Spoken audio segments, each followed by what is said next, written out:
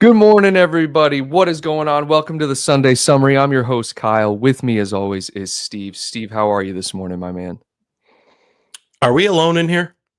Right now, we are, so you could say We are. anything you want. Let's talk shit about everybody then. Let's go.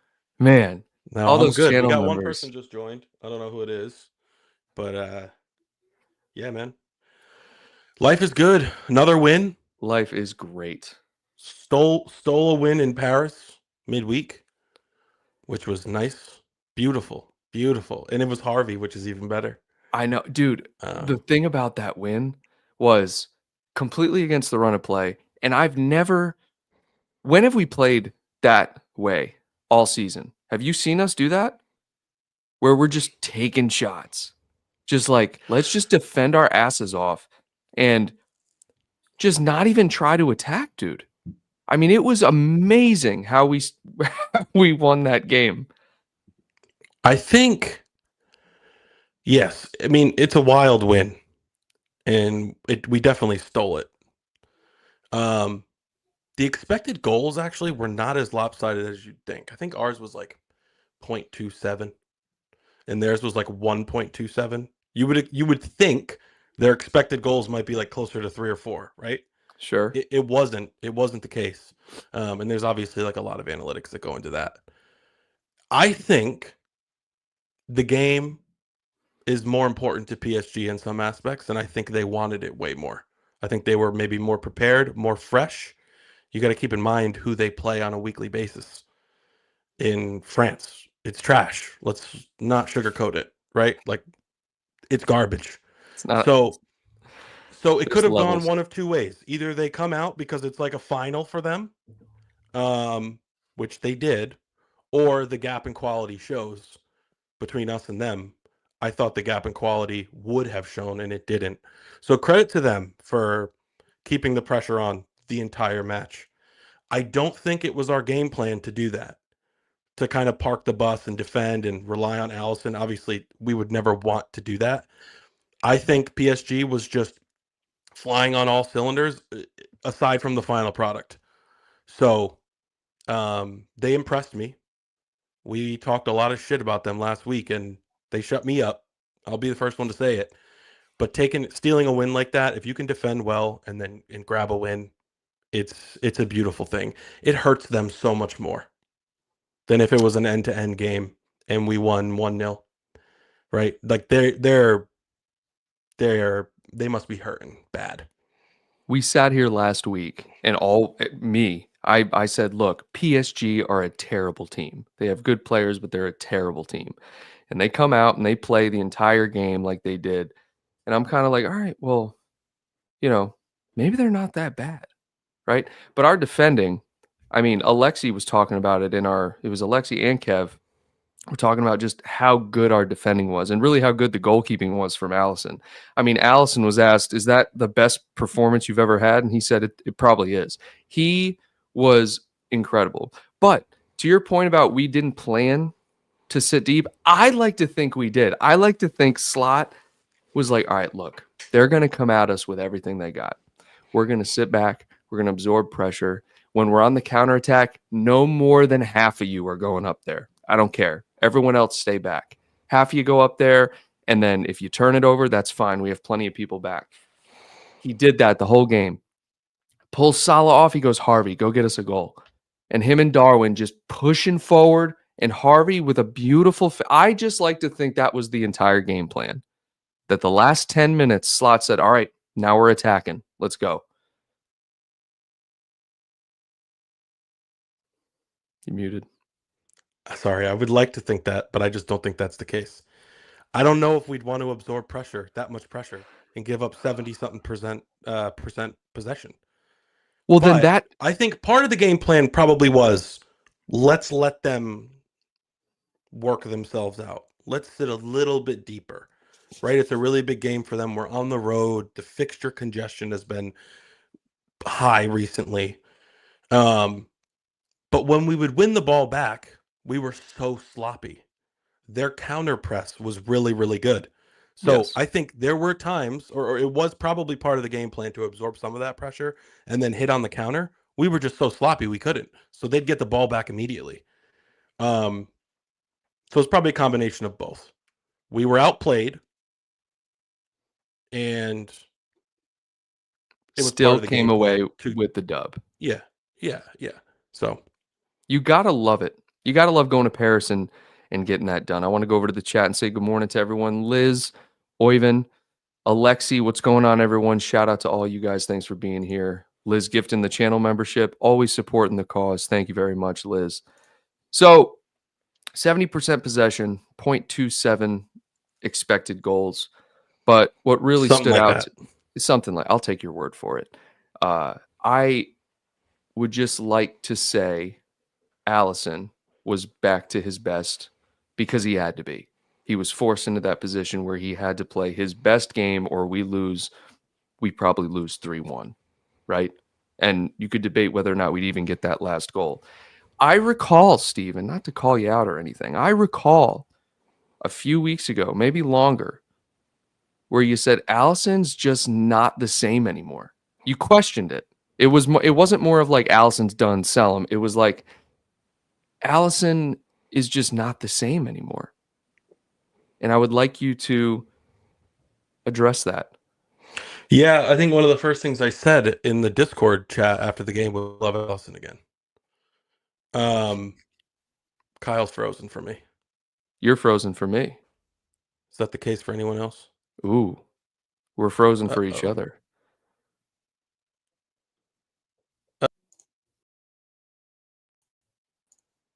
What We're happened? back. We're back. What the I just heck was that? unadded us, man. I don't know what happened. All right. So in the Discord after the game, I said I love Alisson again. I still don't think he's the same player. I mean, I don't know, right? It's one match, and he was amazing. But I will eat my words. That was probably the best performance I've ever seen from him. It reminded me of Courtois in the Champions League final a few years back. Seeing a lot of comparisons between this PSG match and that final. We needed him, and man, he is good. He's just great. He's great. I mean, the saves he made in that game, incredible, especially in the first half. Foot save, that scramble. Really, the whole team defended this one, but that scramble where, he went down. He closed the angle, went down, and then like got dribbled around. But there's like Soboslai, Trent, and I think maybe Robbo were back on the goal line defending, and then he pressured the shooter. I can't remember who was shooting, and the ball went over the bar. I mean, that's just like hectic defending. I was nervous at that point, but he's a great keeper. And it's kind of interesting timing because I'm seeing a bunch of stuff on social media about Mamadashvili's playing like booty cheeks right now. Have you seen more of that? I've seen rumblings of that. What's going to happen? What are we doing? I think we got to keep Alisson and let Kelleher walk. It's not the time or place to discuss this, but it is kind of like, well, Alisson's playing well. You got Kelleher still on the bench. And now our player that we're supposed to bring in next year is saying, I only see myself as a number one, but he's playing terribly. And so now you kind of got this issue of, well, do you just bring him in and then all three fight for their spots? Or do you sell one? I mean, I don't know. Do you keep Alisson? Is he out of contract or he has one more year? He might have one more year. Let me look. I think he has one more year. I mean, I feel like if he was out of contract in like 2 months, we would be talking about him as we would. I someone think else he we has one more consider new. year. Yeah. Hannah, what's going on? Yeah. So Hannah says Alisson is going nowhere. I just don't know, Kyle. I don't think any of us have any clue what's going to happen here. That signing of Mamadashvili was just so random. It was very random. Like Yes. a delayed 1 year away signing, whatever it's called. It's so weird.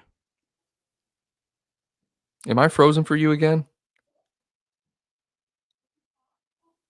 Oh God. It's so weird. I don't know why that keeps happening.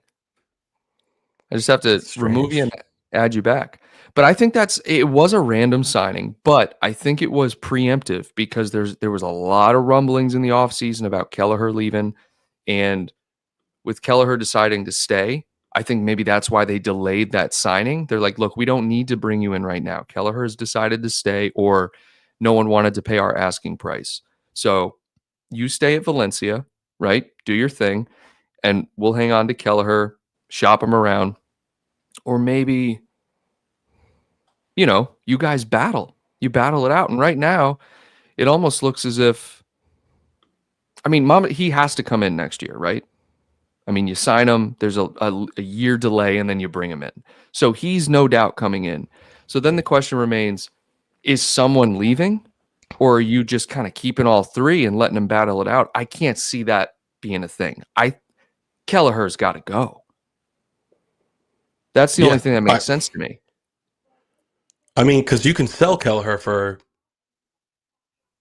I have no idea Their asking how to. price is 25 to 30 for Kelleher. Okay, that's what I was gonna say. I don't know what his market value is, but that sounds about right. And he can go to probably another Premier League club, maybe the Scottish Premiership. I don't know. I don't see him like going abroad somewhere, really. Nope. Nope. I don't see him going to the Scottish. I mean, maybe like if he goes to Celtic or something, you could see that happening. But yeah, and I was going to come to this next after I finished my point, but I think it's a good thing to bring up. It's strange to think that we will win the league and our best players will leave at the end of this amazing season. It's It is just strange to it's think. weird. It's like what think back to Mane, right? Mane was like, look, we'll wait till the end of the year and then I'll announce it.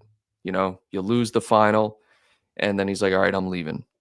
So now you got players who are like out of contract, or there's been rumors of them leaving, and we don't have any definitive answer yet. And we're having this great season. So you have two schools of thought. Either you had a great season, why wouldn't you want to stay? You have a great team, you just got a new coach, you have this young, vibrant, and revitalized team. Why would you go anywhere? But then the other argument is it's like, okay, well, you had a great season, you're peaking. Now is the time to leave when you're on top. I mean, what do you think about that? I think it is strange to imagine that our best, quote unquote, best players will leave. I don't think they will. However, Oyvind says here, I think only Trent will leave. I'm starting to think that's a possibility, but I think Salah and Van Dijk will stay. Um, and I think the more that this is dragged on, I think a big part of this is probably Slot. And I think he's just strictly business, and he's like, I don't want any BS during the season. Like, you guys can work on contract stuff throughout the year or not. I don't care. Like, we'll announce that stuff when the season's over. We have to focus every single day on winning the league and winning these trophies. That's just my hunch. That's my guess. Now, Virgil's the captain. Why would he leave? It makes no sense. The only thing I could see is that he wants a 3-year deal and they only want to give him a 2-year deal. And the same goes for Salah. But with Salah, I think there maybe could be some financial discrepancies there. It doesn't make sense to me that they would all leave. It's ridiculous. We would immediately become like the 5th or 6th best team in the league if all three left. Right? Like, we'd be fighting for top 4, fighting for our lives. Without Yes. Virgil and Salah, Call me it'd crazy, be but Virgil and disaster. Salah leaving are like a disaster. Virgil and Salah, even if just one of them left, if one leaves, your attacking production plummets, arguably by like 50%, right? If Van Dijk leaves, your defense is bare, right? You have Kanate and Kwanzaa, right? Joe Gomez. It's so interesting when you take Van Dijk out of the mix. You're like, wow, we don't have quality at the back, right? Like Van Dijk needs to stay. But you say, all right, Trent's leaving. You're not terribly worried. You're kind of like, oh, that sucks that Trent's leaving. But it's like, I'm not really stressing about it from a personnel standpoint. You have Connor Bradley in the wings. I don't know what Calvin Ramsey's doing, but you have. I mean, it's not like there's a huge. I mean, people rate Connor Bradley very highly, and that's not saying that Trent isn't great, but I think there's something to the argument that you said earlier where there's like a this drama attached with Trent almost. And it's like, what are we doing here? Are you staying? Are you going? If you're going, fine. We have Bradley, But if Van Dijk goes, the drop off in quality is immense. If Salah goes, who is filling that production hole? Right? With Trent, some would argue you get better defensively. Yeah, maybe. But what he does, nobody else really does. You do lose a lot if you lose Trent, but you also could gain a lot. Just from a defensive perspective, I would argue that Bradley has a better work rate. He would be much more affordable on the books, obviously. So there's pros and cons to each. Salah and Van Dijk leave, we're in trouble. Trent leaves, we're definitely missing a lot from his distribution. He does free kicks, corners, right? Like he does a lot. Sure. He makes very, very important incisive through balls, switch a play. Bradley's not doing that. I'm sorry. He's not. He could get there, but he's not there now. So you do lose a lot. I would like to think that it's the club that's. I would like to think, and also not like to think, that it's the club that's like holding this up. Because if it was a player that's dragging this on, I think it's a little bit selfish. Sure. And I don't want to view the players in that light. It's easier for me to understand that the club has higher priorities, which is winning the league and day-to-day operations, and we'll figure this stuff out literally the day after we clinch the league. I would like to think that that's the case. But yeah, it feels like Trent's going to leave. It's weird.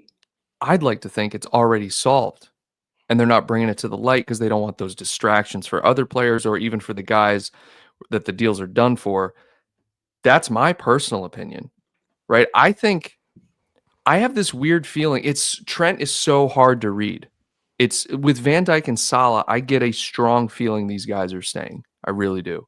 With Trent, it's weird because you're kind of like, well, he's kind of hinted at going to Madrid. He kind of his attitude about the whole thing is very like cavalier and almost arrogant. But then in the back of my head, I'm like, this guy might just come out with a picture of his new, 2030, kit and be like, I'm staying. And you're like, well, of course you are. We always knew you're staying. Yeah. It's just weird. This guy. I had a dream that Liverpool's official like Instagram and Twitter accounts dropped a video of all three of them holding those kits, or all three of them just like like a special effects where they like emerge from the smoke, and all three of them were like holding new contracts or something, or wearing next year's kit, something dope like that. But that was just a dream. Hope. Yeah, we could only hope. I don't know if Liverpool is that cool. How much would money? you give Salah if it's about money? What's he on, 350 right now? 350, yeah. I'd give him 3 years at 400. Personally. 3 years at 400. So me, I would keep the wage the same. Same duration, 3 years, but I would add incentives that he's going to hit. Like you play in 50% of the games, you get an extra 500K. You score 10 goals in the season, you get an extra 500K. You get 10 assists, that sort of thing. That's what I would throw in there. So he's like, okay, I'm on the same wage, but all these incentives are in there for not only performance, but to let him know like, hey, we want to pay you. We want you to get this, but we also need you to perform. Your age is, and there's no denying this. It's like you're getting older, right? With every player, regardless of how good you're doing, with every player, performance tends to decline with age. And so we want to give you these incentives so you feel valued, right? And it's a win-win. You meet these incentives, the team usually does well, right? And you get paid at the same time, rather than us going out on a limb, upping your wage, and then all of a sudden your production declines, because it can't last forever. It's mind-blowing how well he's doing this year. He's having a historic season this year. But you have to have some level of balance there. So I'd give him the same wage, 3 years, like you said, and just throw in those incentives. Alexi says, give Salah and VVD whatever they want for another 2 to 3 years. They are title winners. And that's the thing. Like, they have this pedigree now. They'll be 2-time Premier League champions. It's a big deal. Of course. Some of the greatest players of all time have no Premier League trophies. Like, these guys will have done it twice. Now, we have to be realistic, too. Like, 500K is wild. Like, you got guys like De Bruyne that don't even make that. He's won it all. You know what I mean? So there's got to be a line somewhere. I would say, yeah, definitely give them what they want from a timing perspective. How many years they want, I'm cool with that. But from a wage standpoint, it's tough because who knows what they want? You know what I mean? Right. We know what we would think they're worth as it relates to our wage structure. And I could see over 300 for both of them, no problem. But I think Mo wants a pay raise, and I would imagine the club's probably not dying to do that for him. You're right, given his age. The thing about Salah that makes him different than other players that have declined with age, in my opinion, is his style of play. And he's always fit. It's almost like kind of like Ronaldo-ish, right? Like they don't miss time. They're just always there. They can make something out of nothing. Even when they're in bad form, they'll score pens for you. They'll assist. They'll score like a crazy goal that with their weak foot out of nowhere. It's like they can make magic happen. So even when we've seen Salah dip in form and we've been critical of him, he still always finds his way back, and he's still always there, Kyle. That's the biggest thing. He's there. What's the best ability? Availability. That's right. And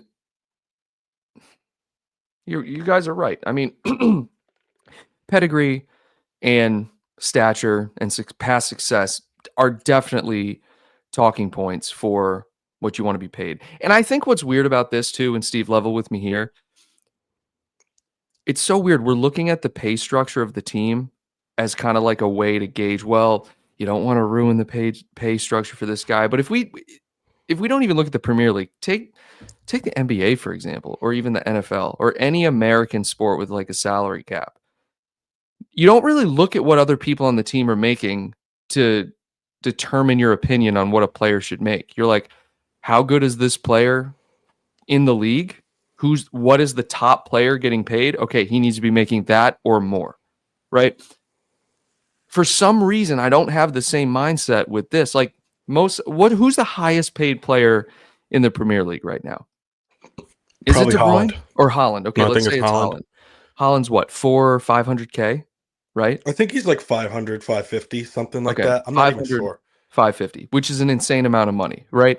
But per year, what does that come out to? Like 26 million-ish? 26 million per year, right? And you take a look at, you compare that to other players, it's like, well, Salah should be making on par with that, right? Production-wise and value to the team-wise, Salah is there, if not way more than Haaland. So when you take it that stance on it, you're like, wow, maybe Salah should be getting 500K. But then I think about it from our wage structure as a team, and for some reason, my mind just goes to no, 350 with incentives. It's so weird how it changes for me like that. It's not like that with any other sport. I don't compare who on the team is making what. It's just, this is the guy's value in comparison to the market or the league he's in. This is what he should be making.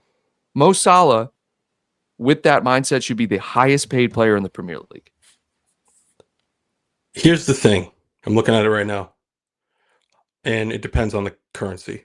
This is, I think, euro pounds.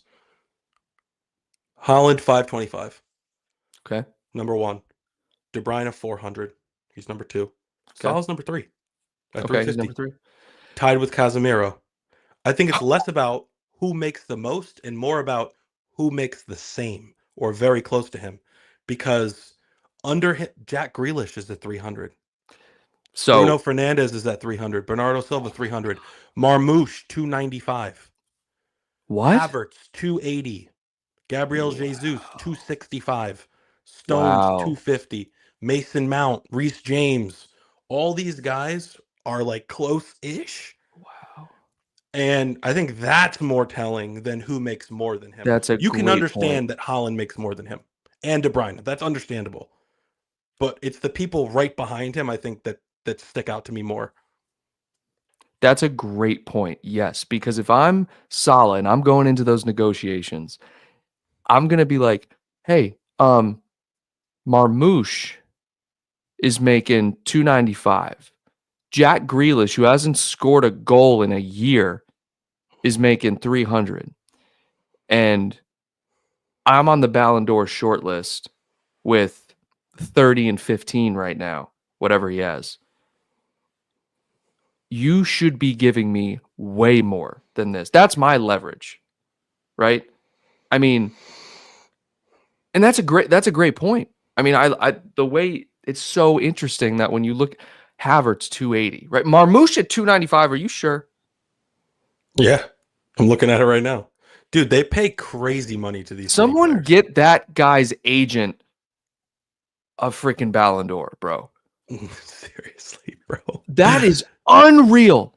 Dude, Vardiol 200, Phil Foden 225, Gundogan 230, John Stones 250, Marmouche 295, Silva 300, Grealish 300, De Bruyne 400, Holland 525. Pep is the first one to jump in and talk about net spend because they didn't spend for a few years. Look at your wage structure. No wonder you're able to get these players because you're paying them so much with this oil money. So there's two sides of it. It's not just about net spend for the club. And Pep, you can't be just bragging about that as if you're not overpaying 95% of your lineup. It's absurd. John Stone's 250? It's kind of crazy. Dude, he's making way more than Virgil. Yeah, that's if I'm Virgil, I'm going in and I'm looking at John Henry or whoever the hell our CFO, CEO, whatever the person, Phil Hughes, and I'm saying, bro, this guy making more than me, Dude, John Stones. if I'm Virgil van Dijk, I'm walking in to the office and I'm saying, you guys realize Gabriel Jesus makes 50K more per week than I do? Have you seen that? That's what I'm Crickets. saying. The room crickets. They're like, oh, well, You know, Reece James makes an extra $4 million than me per year. Are you guys aware of that? for a second I thought you said Reese Williams. I'm thinking, what are you talking about? Dude, Thomas It's Partey 200K, Wesley Fofana 200K. This is right. wild. But then you come back, Wild work. but then the team comes back and they're saying, look, we're not idiots like them. We're not structuring everything like them. They're just out paying these people. And maybe that's why there's that stalemate. Because it's like, this is where the league is at, guys. You have guys who are average players production wise, right? Maybe talent, they're above a lot, but production wise, they're making 250 plus. You have Jack Grealish on 300K, Steven. Jack Grealish on 300K. Only person on the team who makes more than that is Salah. Van Dijk and Trent, if I'm them, I'm sitting there going, where's the offer that's over 300? Yeah, no, Where? I know. It's crazy because like we're in such a good spot right now with the win in the Champions League Yeah. and then where we are in the league that this is all we can talk about. And it's actually kind of fun. When you look at what these other people are making, it's like, wait, Van Dijk's like, wait, Mason Mount makes way more than me? Mason Mount, Kyle. What happened? The laughing stock. He's not even a laughing stock because people forgot about him. People forget he's alive. Dude, it's like Man United have become a team where your career goes to die. You have Casemiro, who at the time you're like, that's pretty decent signing. What the hell's Casemiro doing? You have De Ligt, who it's like this guy was once talked about as probably the up and coming best defender in Europe. What's he doing? He's number 25th. He's at 195. That's kind of crazy. Yep. Wesley Fofana, 200. Thomas Partey, 200. Marcus Rashford, 225. That actually seems low. That does seem low. I thought he was on like 350. I thought he was too. I don't know. That's very interesting. Liz says, show us the table. Queasy, what's going on, man? Yeah, and Steve, let's talk about the Southampton match. We talked about PSG. Let's talk about Southampton because a little bit of a sketchy first half, right? But ended up pulling it out in the end, 3-1. What are your thoughts on that match? What stood out to you? What scared you? Anything about that match? Some of the goals that these teams score against us blow my freaking mind. Virgil and Alisson should have communicated better. But, like, that's just an ugly goal to concede. So I was pissed and scared because I was like, oh, no, we're going to lose or maybe draw. And then the fact that we scored 3, it just shows our mentality. It's a lot of players played really, really well. Salah with a brace of penalties. Nunez firing, going nuts. Could have got a red. Yeah. It was an exciting game for sure. And it's just like one step closer. Yeah. I will say this. I'm pulling for United today, which almost never happens, obviously. If they beat Arsenal, we can agree it's over, right? Yes. Yes. I'll let you take it from here. I will be right back. I don't know if I would agree it's over yet. I personally feel like I've said it before, until you get to 34 or 35, yeah, I could get it with 32. It's still too close to call. You could still just bottle it. We did it last year. You saw it, like, we just collapsed at the end of the year. Although it was around this time. It was around the 27, 28 game mark, and we started just, like, dropping results and dropping points. But yesterday, hectic. I mean, for some reason, guys, the controversy surrounding this game. Normally, what I do before I come on live with you guys is I'll go on X. And it's the first time I haven't called it Twitter. I'll go on X and just get a feel for, what the fans are saying about the club. And I know that's probably not the best place to go, but it's the most immediate forum where you can kind of get an idea. Normally, I log on and it's just kind of random stuff, right? Little stats here with pictures of players and maybe little clips from the game. The amount of negativity, not only from rival fans about yesterday's performance and Mo Salah, for some reason, has blown my mind today, right? All of a sudden, I'm seeing that Salah's a penalty merchant, right? All of a sudden, I'm seeing hate for Liverpool and VAR. It's like all of a sudden, everyone hates Liverpool because they're realizing Liverpool might win the league. And they hate it. And it's like,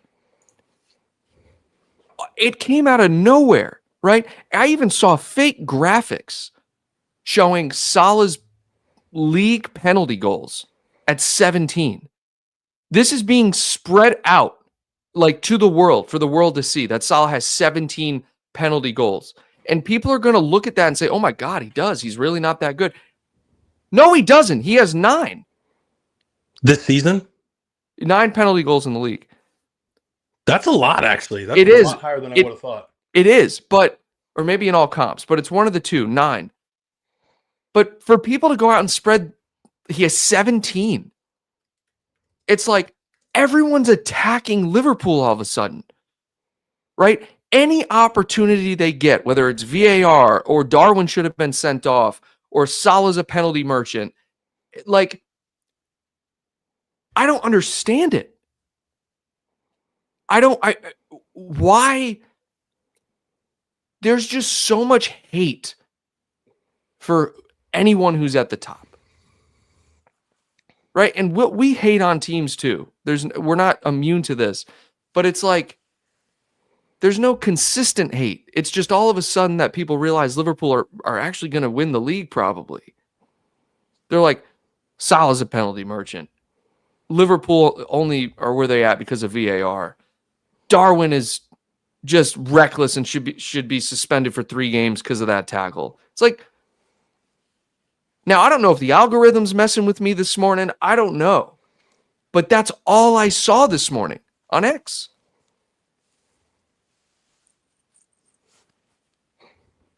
It's weird. Oyvind, I'm serious, dude. I go on. It's got to be the algorithms messing with me today.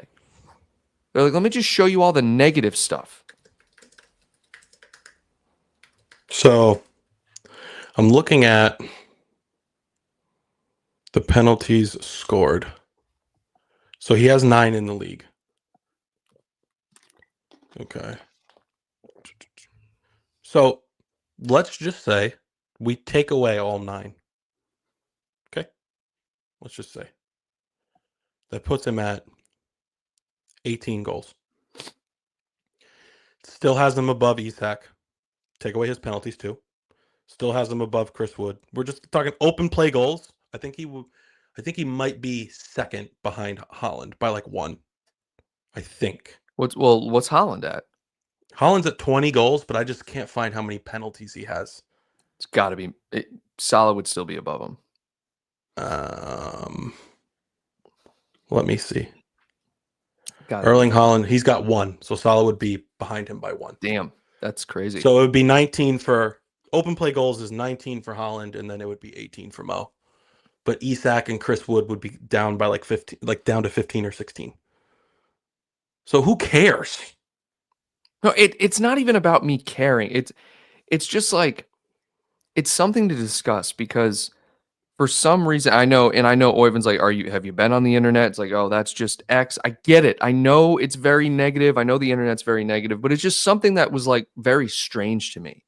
Right? It's like I'm used to seeing like, Liverpool and VAR and all that stuff, but it's just like all of a sudden this morning I'm on there and it's like people are like trying to justify or discredit rather Liverpool's success this season. And I'm like, Liverpool have been undoubtedly the best team. Like they're where they're at in the table because of their performances. Not even close to anything else except how well they've played. That's the only reason. They are a great team. They deserve the title this year. And I don't, it's just, it really irritated me. I'm like, that's very naive and that's very like childish. The penalty thing I get because I do think it skews the stats a little bit. I think it was Oyvind or somebody earlier said, oh, Winston. Actually, no. Somebody else said, don't forget you still have to make the penalties, which is a whole other topic. And it's also not his fault the penalties are being called. Shouldn't be held against him. However, last year everyone was calling Cole Palmer a penalty merchant. He had 9. Salah had 5. He had half the pens. Haaland had 7. The year before Haaland's great season, he led the league with 7. Mm-hmm. Salah wasn't even in the top 10 in pens. So it fluctuates. But people also call Ronaldo a pen merchant. And then you're right, though, just general hate. I think that's just the nature of the internet and the league and whatnot. And it's like nobody's going to look back on this season in 2, 3, 20 years and go, Liverpool were handed the league that year. No, or I all know those penalties. So it's just the hot topic right now, and people want something to jump on. But at the end of the day, people are going to look back on this and go, damn, Liverpool ran away with the league that year. Look at this. Yeah. They only had 1 loss. They smoked. They did the double over City. Salah won the Ballon d'Or. They were the best team by far. That's what they're going to talk about. So this is just the hot topics today. Well, rightly so. And I saw there was this thread talking about Rafinha being better than Salah. And granted, Rafinha having a great year. I mean, really, I'm not just doing this. I'm just it's just crazy, dude. I'm like, and at what point is it someone just trolling? You know what I mean? Like it's crazy to me that there are people out there that will sit there and make a thread with fake data, fake graphics, and then create this thread about how a player is like Rafinha is just miles ahead of Salah for these reasons. And it's like, one, why are you doing this with your time? Like, why is your hate that? It really bothers me, dude. It really bothers me. First of all, I'm not doing this with Rafinha. He's not getting any airtime from me. I hate the comparisons, number one. Number two, he's not even the best player on his team. Lamine Yamal's better than him, and so is Lewandowski. So leave me alone with that. Statistically, I I've been don't know. dreading the day that Rafinha comes up in this podcast. Because people literally put him on lists with Salah for Ballon d'Or favorites. Spare me. It's not even close. Rafinha's in good form. Everything is Congrats. so short term. There's so much short term and tunnel vision with rival fans. It's like they will just grasp at anything negative about Liverpool and just like run with it. And like, I don't get it, man. It just really bothers me, man. Like, how about just accept responsibility for the fact that your team is not as good as Liverpool this season? That's it. That's all it comes down to. Your ass compared to Liverpool this season. You don't have to shit on Liverpool for VAR decisions or penalties. Just say, wasn't our year. We'll get them next year. Why can't you do that? It's like you're stupid. You're making yourself look stupid. The last Stella thing I'm going to say about Rafinha is Chris Wood has more goal contributions than him. And no, in a tougher league, Kyle. And That's a nobody's crazy talking stat. about Chris Wood in the same sentence as Mohamed Salah. Chris Wood is Chris freaking Wood. Like, he's got more goal contributions in the league, in the harder league, than Rafinha does in La Liga. Does he I want to really? hear it. Yes. What about He's in at all 21. comps? What about in all comps? Well, they don't play in other comps. That's the problem.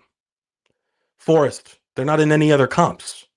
EFL Cup, he has one match in the EFL Cup. Sorry, Last year. I'm sorry. I was thinking Chris Wood still played for Newcastle.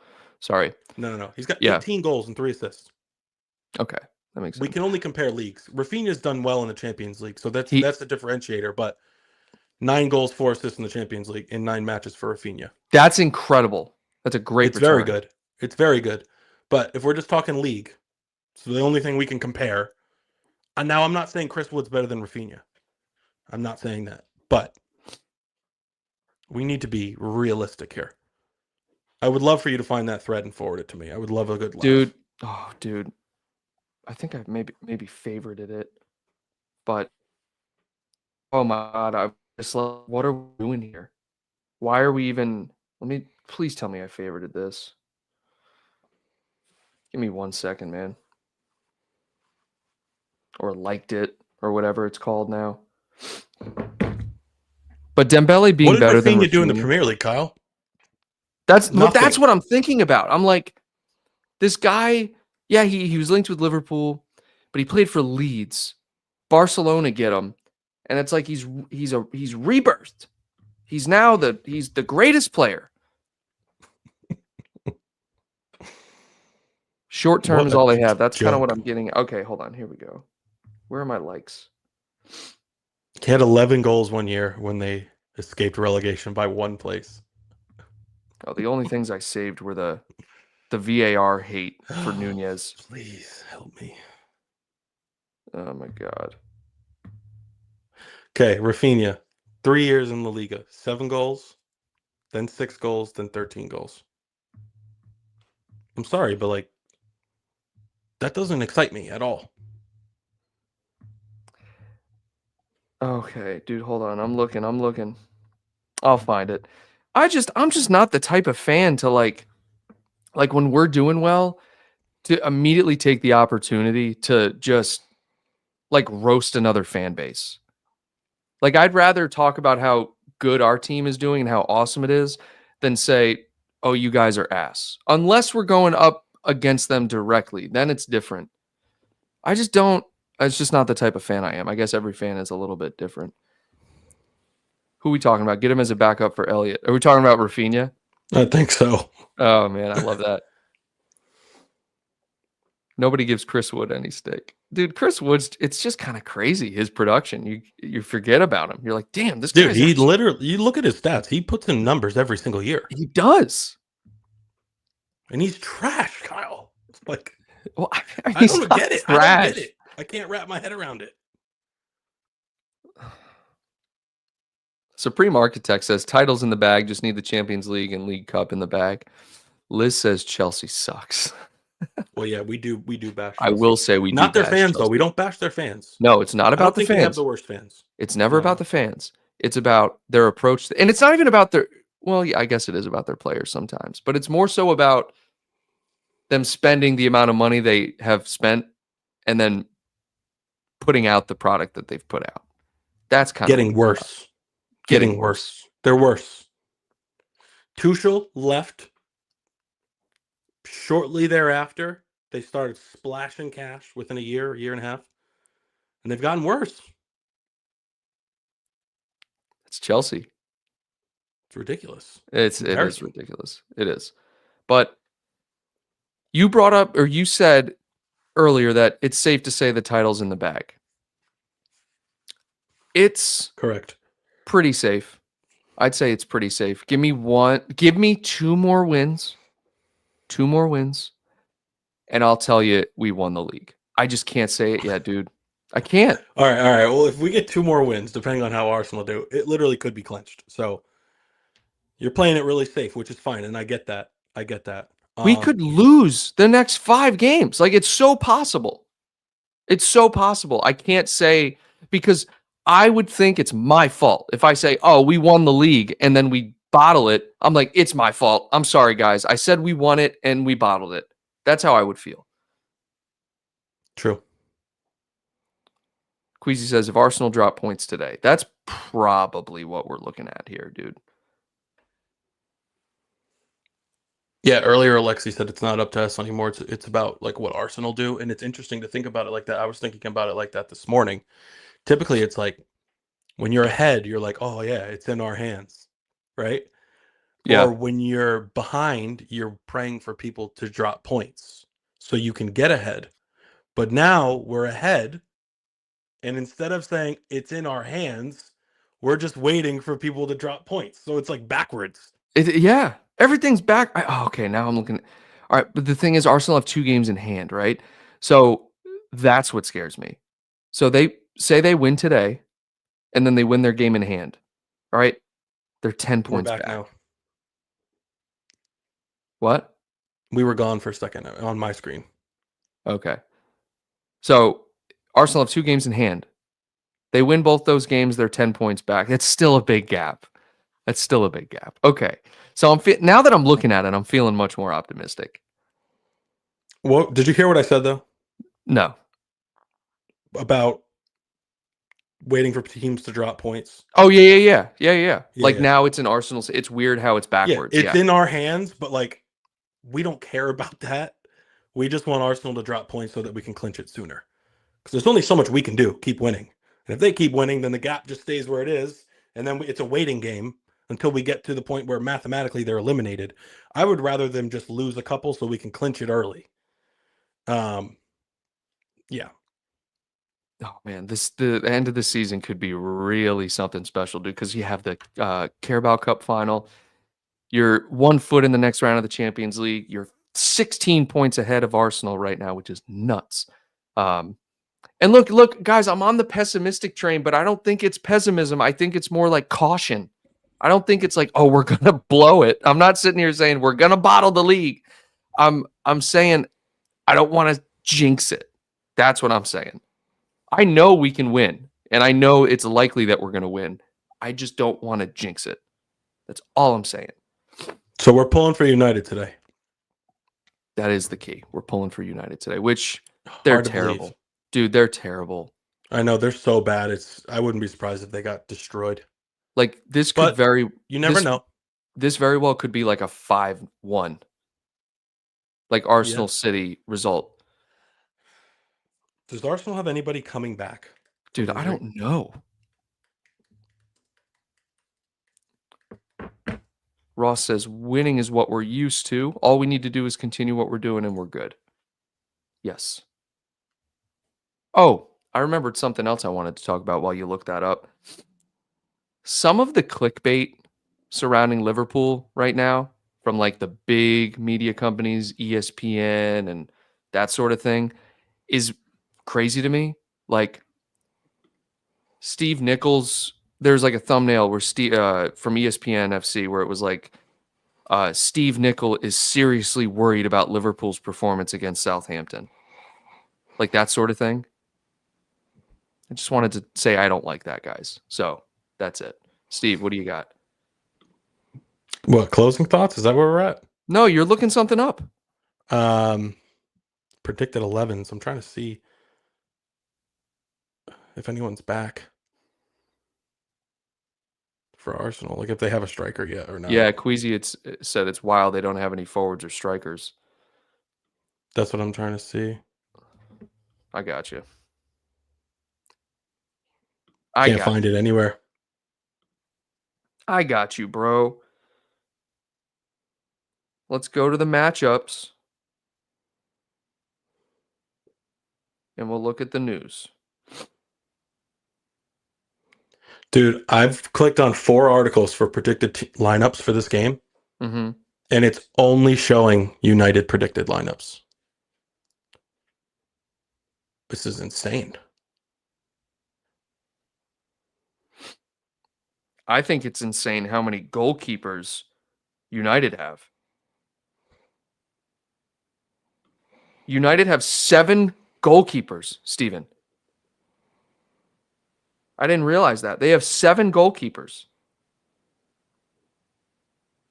But anyways, yeah, I can't find anything either. So okay, here we go. No, it doesn't look like they're see. That's what I'm saying. Getting. It doesn't. No, doesn't look like they're getting. I don't even know. I thought Havertz was like a short-term injury. I could be wrong though. Did Steve apologize for doubting Alisson earlier? Yeah, I did. I absolutely did. Say that again? I still am not 100. Supreme had asked if I apologized about my Alisson comments. Yeah, pretty much. I still wouldn't say I have the same confidence in him that I had in years past, but what he did was incredible. And we're very lucky to have him. Yeah, that was my first thing. I didn't want to. I don't mean to call you out on that, but it's just I had to address it because it wasn't that long ago where we're kind of talking. No, this about is right. You did the right thing. You did the right thing, and I'm happy to eat my words, if applicable. I always try to do the right thing. You know, I think it's good. But we're going in. We got one more leg against PSG, and what's our next league game? Who are we playing in our next league game? We got Everton. Ooh. So we got PSG, then the EFL Cup final. Or Carabao, whatever. Yeah, no, that's a fun week ahead. Fun week ahead. That's Sunday at 12:30. So stressful. And what's his face is out. Isak, right? Isak's hurt and Gordon's suspended. Yep, I saw that. That's unfortunate for Newcastle. You got to feel for Newcastle fans because is this their first final? No, they just lost to United in the FA Cup final. Dude, you got to give credit to Newcastle, man. You got to give credit to Newcastle for like how they've just built it back up. Like I know they're not incredibly competitive, but they're getting to finals. you know. And now you got to feel for Newcastle fans because you lose the final, the FA Cup, and then you get to the EFL Cup final, and arguably your two best players won't be active. You're like, damn, bro, I'm sorry. I'm sorry you had to get all this way. Yeah, well, But it's still a final, and anything can happen. Crazy things happen in finals, as we know. So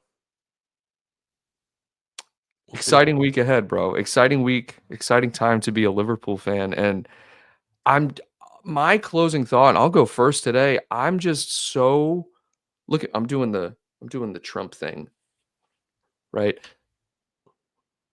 I'm so I'm so fed up with with the negativity. Stop. I'm so fed up with the negativity around you guys. I can't get it out, bro. I gotta. You see.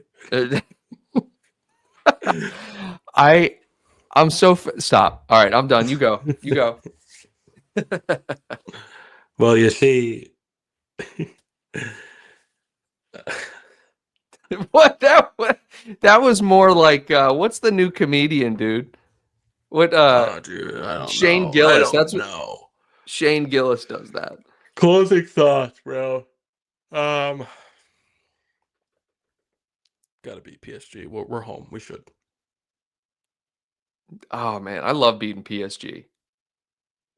It's one of those teams that's very satisfying to beat PSG. If we were playing like Inter, or, something like that, I'm like, we got to beat them. But I really want to beat PSG, and I want to smack PSG like 3-0, bro. Because none of our players are saying anything. Their players are like, we have a better team. Yeah, we didn't perform well, but we're still going to go there and win. It's like, I know you have to say that, but it's like, how about you just be neutral? Be like, we're gonna do the best we can. We're gonna go there and we're gonna try to battle and get to the next round. Not we have a better team. We're gonna win. That's annoying. Go smack them. That's all I got today, bro. Big week. That's all I got. Big week. Let's go. Absolutely love it. Thanks everyone for being here. Appreciate all the support. All our channel members. Thank you very much. Tune in next week, guys. Be excited because got PSG result and then the League Cup. Is it Sunday or Saturday? It's Sunday, so we'll do a preview. Beautiful. All right. Thanks for being here, Steve. Until next time, Reds. Take care.